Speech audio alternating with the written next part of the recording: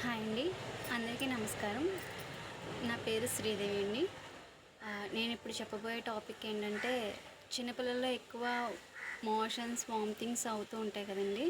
So, ఆ టైంలో panic అవ్వకుండా ఆహ్, కొన్ని సజెషన్స్ అయితే ఉన్నవి.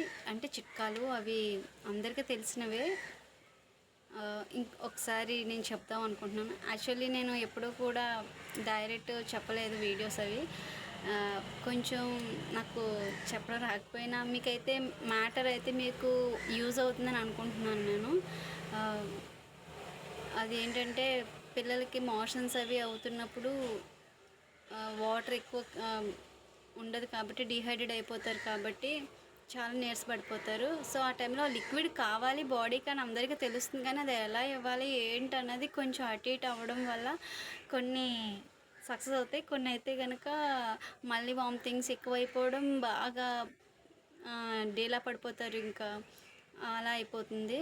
సో, అలా కాకుండా ఏం చేయాలంటే ఓఆర్ఎస్ వాటర్ మనం ఇంట్లో ప్రిపేర్ చేసుకోవాలండి. ఓఆర్ఎస్ వాటర్ అనేది అవి ఏంటంటే చిన్నపిల్లలకైతే కనుక కొంచెం చిన్న గ్లాసు, ఒక టీ గ్లాసెస్ ఉంటాయి కదండి, ఆ గ్లాస్ ఆఫ్ వాటర్లో బాయిల్ చేసుకొని చల్లారబెట్టుకొని అందులో కొంచెం ఉప్పు, కొంచెము పంచదార వేసి దాన్ని బాగా కలిపిన తర్వాత, అది చల్లారిన తర్వాత అది పిల్లలకి spoon water at a time ఇవ్వకుండా 10 మినిట్స్ గ్యాప్ ఇచ్చి ఇస్తూ ఉంటే వాళ్ళకి వామిటింగ్స్ అనేవి కంప్లీట్గా తగ్గిపోతాయండి. 100కి 200% తగ్గిపోతాయి.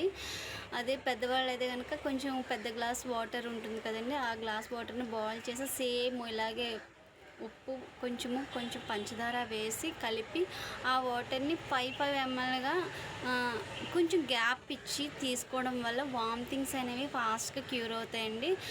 ఇవి బాగా తగ్గిన తర్వాత మాత్రమే మీరు కొబ్బరి బొండాలు, బార్లీ వాటర్ అవన్నీ తర్వాత తీసుకోవచ్చు. కానీ బాగా తగ్గిన తర్వాత రోజు నుంచి తీసుకోవాలండి. అదే రోజుని మీరు మళ్ళీ ఒక గ్లాస్ వాటర్, ఒక గ్లాస్ మజ్జిగ తాగేద్దాము, లేదా గ్లాసు బార్లీ తాగుదాము, గ్లాసు కొబ్బరి బొండం నీళ్ళు తాగేస్తాము ఎందుకంటే చాలా వాటర్ పోయింది కదా అని అనుకుంటే కాదండి.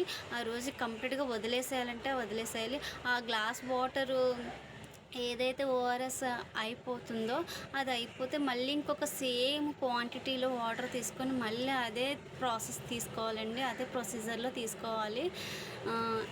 అది ఒక రోజు కంప్లీట్ అయిన తర్వాత ఆ మన్నాడు నుంచి మీరు కొబ్బరి బొండాలు తాగినా ఏం తాగినా ఓకే అండి. ఇంకొకటి ఏంటంటే మోషన్స్ కూడా అవుతాయి కదండి. సో, మోషన్స్ అయినప్పుడు కూడా ఈ ఈ వాటర్ ఉపయోగపడుతుంది.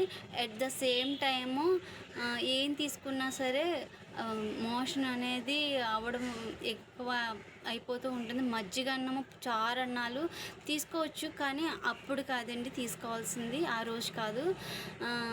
ఆ మోషన్స్ అవి అవుతున్నప్పుడు మనము బియ్యము ఉంటాయి కదండి, బియ్యము కొంచెం ఒక్కసారి కడిగి అవి ఫ్యాన్ గాల్లో కానీ ఆరబెట్టి, కాటన్ క్లాత్ మీద ఆరబెట్టి అవి మళ్ళీ వేపిన ఆ బియ్యాన్ని ఒకసారి గ్రైండ్ చేస్తే, గ్రైండ్ అంటే వాటర్ కదండి, వెట్ కాదు, డ్రై గ్రైండ్ అంటే మిక్సీ పట్టడం వల్ల పౌడర్ లాగా, బాగా ఫైన్ పౌడర్ కూడా కాదు, రవ్వలా చేసుకోండి. ఆ రవ్వలాగా చేసుకున్నది మనం స్టోర్ చేసి పెట్టుకోవాలండి.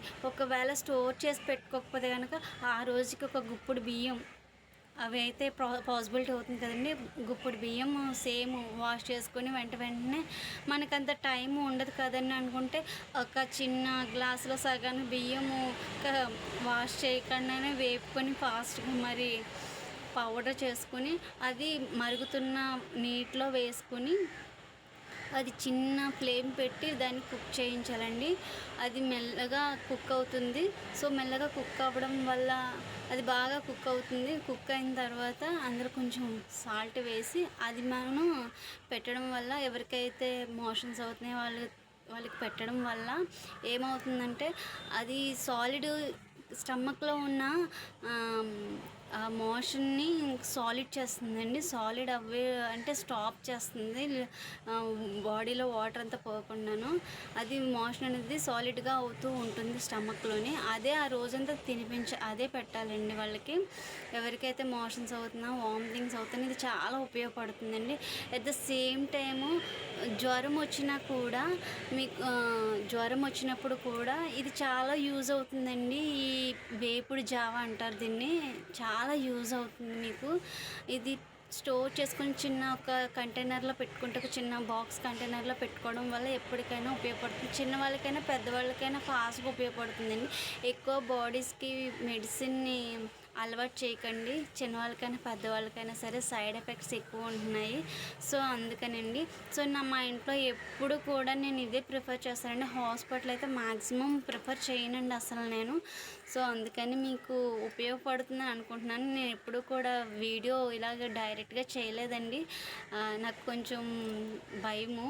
సో నేను చెప్పిన కంటెంట్ మీకు అర్థమవుతుందని అనుకుంటున్నాను. నాకు కొంచెం చెప్పే విధానం సరిగ్గా ఉందో లేదో నీకైతే అర్థమైంది అనుకుంటున్నాను. ఎప్పుడైనా పిల్లలకైనా పెద్దవాళ్ళకైనా మోషన్స్ అయినా వామిటింగ్స్ అయినా జ్వరం వచ్చినా సరే ఇది చాలా ఉపయోగపడుతుంది. చాలా అంటే చాలా ఉపయోగపడుతుంది. బిలీవ్ చేయండి, ఇది నమ్మచ్చు. సైడ్ ఎఫెక్ట్స్ ఉండవు, ఏముండవు. శుభ్రంగా కూడా మనం పిల్లలకి కానీ మన వాళ్ళకి మన ఇంట్లో వాళ్ళకి పెట్టుకోవచ్చు. ఏ టాబ్లెట్స్ ఏం వేసినా సరే సైడ్ ఎఫెక్ట్స్ అండి ఈ రోజుల్లోని. సో పిల్లల్ని కాపాడండి. పెద్దవాళ్ళు మీరు కూడా సేఫ్గా ఉండాలని ఆలోచిస్తూ నేను చేసే ఈ ప్రాసెస్ని మీకు చెప్తున్నానండి. Thank you.